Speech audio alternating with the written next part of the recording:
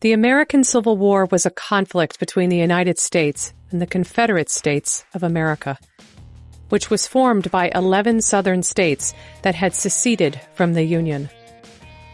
The war lasted from 1861 to 1865, ending when the Confederate Army surrendered and the Union was restored.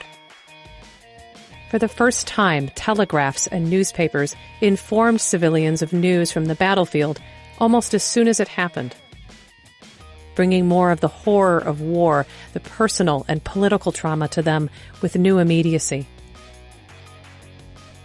The Civil War resulted in the deaths of as many as 851,000 soldiers, or approximately 2% of the American population at the time. American religion changed as survivors on both sides struggled to comprehend the enormous death toll.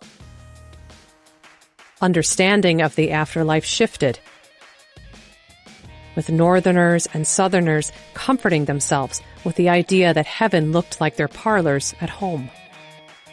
When the North and South reunited, how their new society would function was not assured.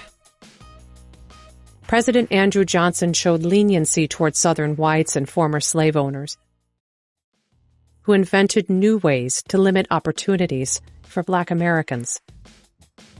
The South was forced to abide by the 14th Amendment to the Constitution of the United States. Enslaved people were freed and granted citizenship and equal civil and legal rights.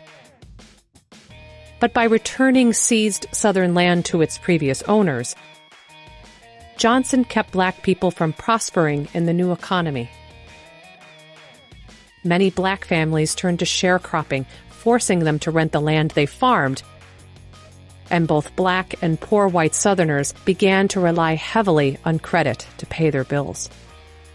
Allowed to make their own rules, especially after the end of Reconstruction in 1876, Southern states legally limited the ways Black citizens could participate in society.